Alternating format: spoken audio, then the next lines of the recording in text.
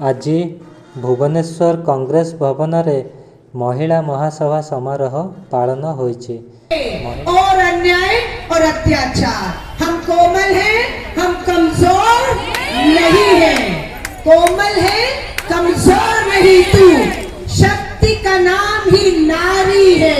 जग को जीवन देने वाली मौत भी तुझसे हारी है, मौत भी तुझसे हारी है। मैं मंच पर उपस्थित पूर्व विधायक, सांसद, सभी सीनियर नेता, माफी चाहूंगी, नाम नहीं ले। महिला कांग्रेस समारोह रे मुख्यमंत्री को टार्गेट करी महिला जातीय कांग्रेस रा सभानेत्री श्रीमती अलका लंबा कहिसंती जे मुख्यमंत्री शासन दुर्नीति रे भरा। ओडिशा रे केंद्र और राज्यर मेंट सरकार चली। कांग्रेस भवन रे महिला समावेश पर कांग्रेस रो बहुसंख्यक महिला नवीन निवास घेराव करिवार योजना थिला।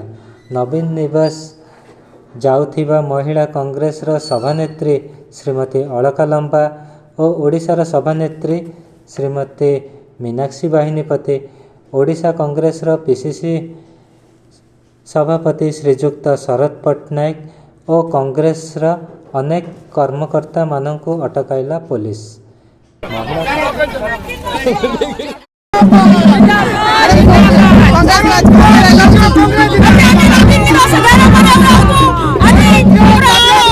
महिला कांग्रेस कर्मकर्ता और पुलिस मध्य धस्ताधस्ती होइथिला।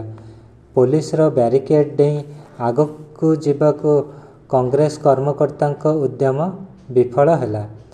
भुवनेश्वर स्वर्णप्रभा नायकंक रिपोर्ट, पर्यवेक्षक, ओडिशा।